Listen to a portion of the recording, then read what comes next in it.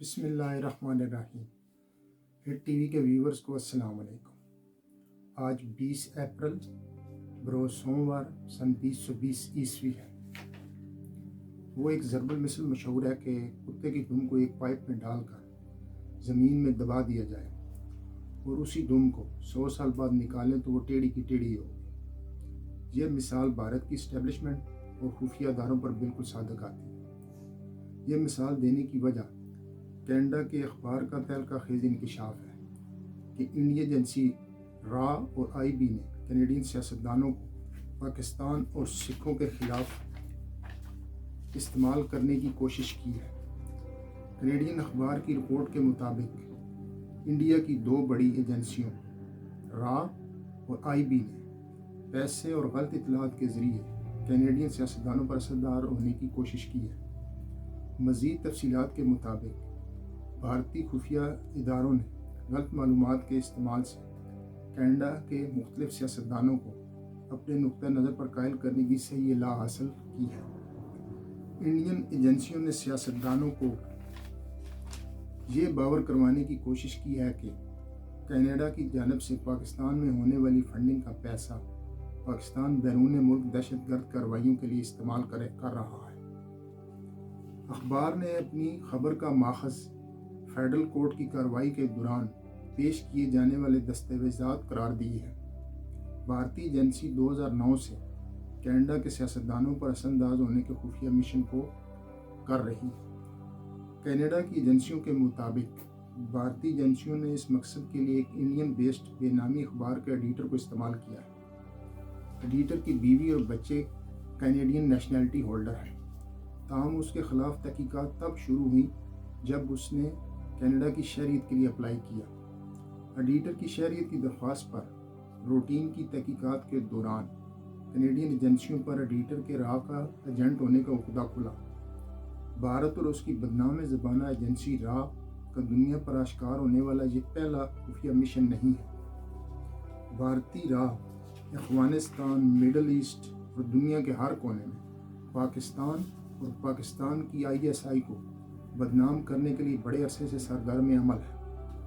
India سے باہر Canada, جو سکھوں کا سب سے مضبوط گڑھ ہے، عرصے سے راہ کے نشانے پر ہے۔ اس سے پہلے بھی 23 جون 1985 کو پاکستان ISI اور سکھوں کو بدنام کرنے کی ایک شرمناک کارروائی بھارتی بدنام زمانہ ایجنسی راہ کینیڈا میں کر چکی ہے۔ 23 جون 1985 کو ایئر انڈیا کی فلائٹ نمبر 182 جس کا route Toronto, Montreal, London, Delhi تھا، دھماکہ خیز مواد کے پھٹنے سے تباہ ہو کر آئرلینڈ کی سمندری حدود میں گر گئی تھی۔ اسی روز یعنی 23 جون 1985 کو ہی جاپان کے شہر ٹوکیو کے ناریتا ایئرپورٹ کے ٹرانزٹ لیگیج ایریا میں دھماکہ ہوا۔ اس دھماکے سے موقع پر موجود 2 گراؤنڈ اسٹاف کے اہلکار ہلاک ہو گئے۔ دھماکہ کیتھے پیسیفک کی فلائٹ نمبر CP003 سے ایئر انڈیا کی فلائٹ نمبر 301 پر منتقل کیے جانے سامان میں ہوا تھا۔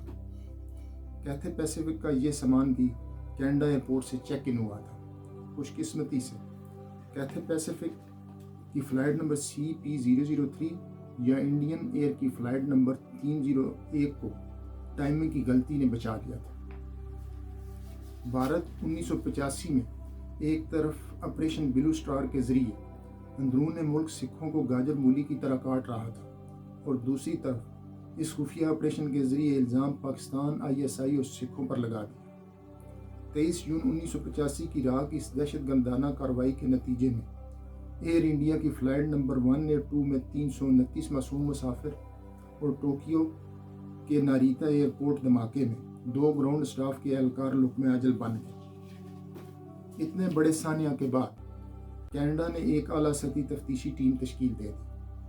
کینیڈا کے خفیہ اداروں نے اپنی رپورٹ میں بھارتی بدنام زمانہ خفیہ ایجنسی راہ کے ہاتھ کو فلائٹ 182 اور ناریتا ایئرپورٹ دھماکوں پیچھے قرار دیا۔ اس رپورٹ کے مطابق کینیڈا میں اس وقت کے انڈین قونصل جنرل سریندر ملک نے راہ کے اس خفیہ سارے مشن کو ایگزیکیوٹ کیا۔ سریندر ملک کو بعد میں کینیڈین حکومت نے ناپسندیدہ شخصیت قرار دے کر ملک سے نکال دیا۔ انڈیا نے بہت زیادہ التجائیں کی کہ اسے ناپسندیدہ نہ قرار دیں، ویسے نکال دیں، مگر اس وقت کی کینیڈین گورنمنٹ نے اس درخواست کو رد کر دیا۔ سفارتی استثناء حاصل ہونے کی وجہ سے سرندر ملک پر کینیڈا میں مقدمہ نہیں چلایا جا سکتا تھا۔ میں نے اپنی گزشتہ ویڈیو میں را کا ایک کارنامہ بتا چکا ہوں کہ کیسے اس نے UAE کو 500 ملین کا چونا لگایا۔ انڈین را کے 1985 والے کارنامے اور اب تازہ ترین کینیڈین سیاستدانوں والے خفیہ مشن کے بعد بھارتی آرمی چیف جناب نروانے صاحب کے 2 دن پہلے کے بیان کی کیا اہمیت رہ جاتی ہے، جس میں موصوف کہتے ہیں کہ بھارت دنیا کو ادویات بھیج رہا ہے اور پاکستان بھارت کو دہشت گردی ایکسپورٹ کر رہا ہے۔ یہاں مجھے ایک بندریا، ریچھ اور شہد کا واقعہ یاد آ گیا، جس میں بندریا جو ہے شہد ساری کھا جاتی ہے اور ریچھ کے منہ پہ بچی کچی لگا دیتی ہے کہ تاکہ اس پہ الزام لگ جائے۔ اس واقعے کے بارے میں ہمارے جو چکوال کے رہائشی لوگ ہیں وہ اپنی علاقائی زبان میں اس طرح بیان کرتے ہیں کہ بندریا کو وہ کہتے ہیں بوجو اور شہد کو وہ کہتے ہیں ماکھیوں۔ کہتے ہیں ماکھیوں تو بوجو کھا گئی تو مل رچھے دے منہ تے گئے۔ تو یہ انڈیا اور انڈیا کے خفیہ اداروں کا کام ہے کہ کرتے سب دنیا جہان میں دہشت گردی خود ہیں، پاکستان میں بیرون ملک، اور پاکستانی اداروں اور پاکستان پہ الزام لگا دیتے ہیں۔